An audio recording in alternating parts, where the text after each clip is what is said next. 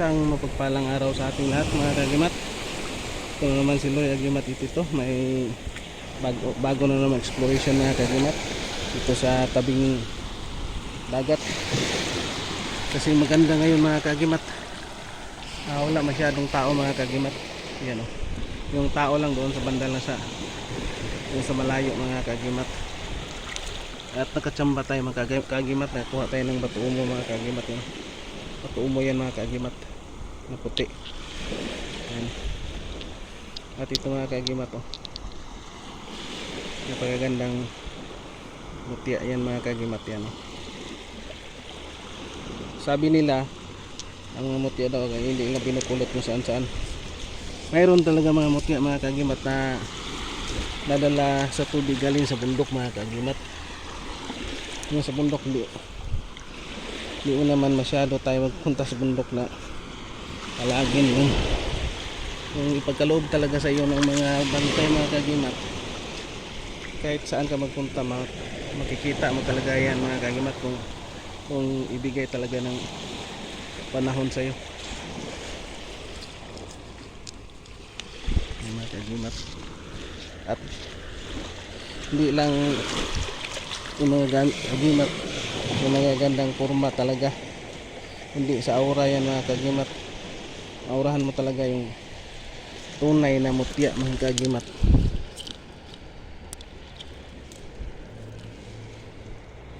Yan mga kagimat,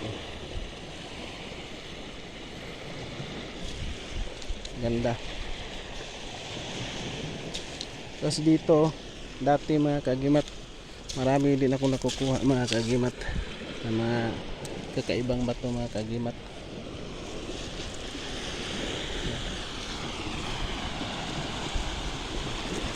Ang ganda ngayon maghunting mga kagimat kasi wala masyadong tao mga kagimat. Nakakuha na tayo ng 4 na mga kagimat. Kasi hindi mo yung mga mutya mga kagimat hindi mo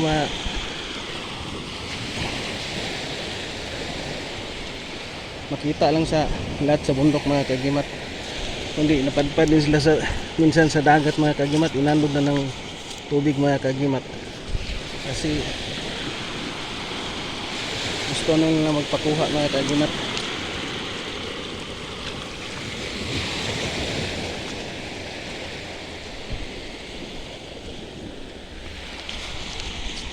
Yan mga kagimat, hindi na natin.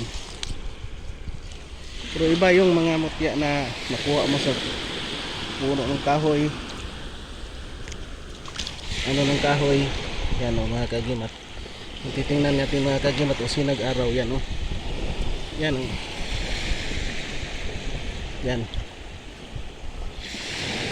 para ding bunga ng kahoy mga kagimat. Pero kung titingnan natin mga kagimat yan sinag araw yan hindi mo yan makukuha sa lang.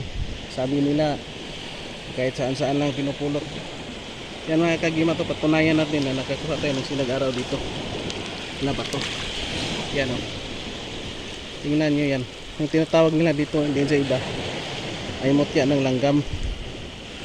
Pero yan parang mutya din ng langgam pero ito ay sinag araw mga kagimat. Yan kita natin yung tunay talaga mga kagimat. Kukuha na tayo mga kagimat.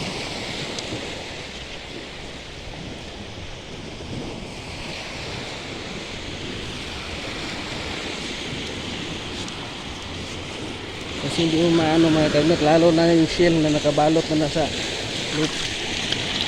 lupa mga kagimat. Tulad nito mga kagimat isa itong shell mga kagimat.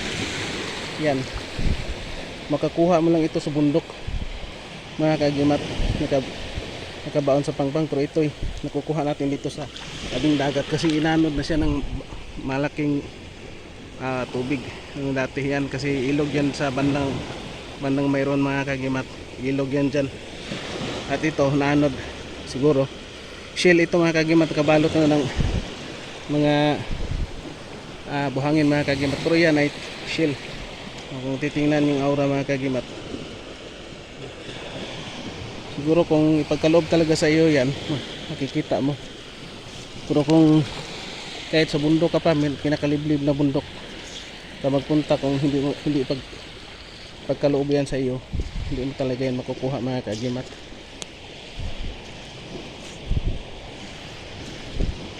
Minsan nagpunta tayo dito, ipaalam tayo sa ating mga kaibigang gabay na bigyan tayo mga kagimat. Kasi yan o,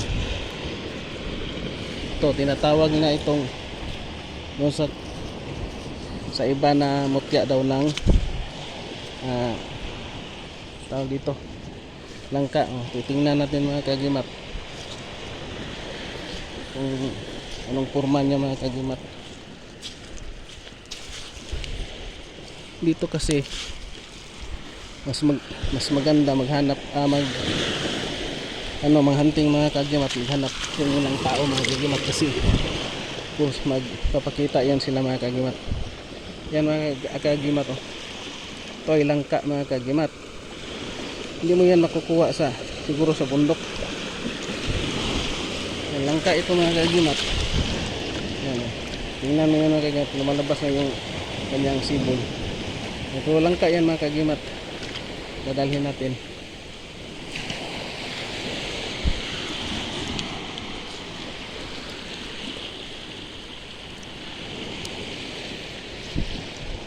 Dito marami pa talaga mga kagimat, lalo ng mahal na araw.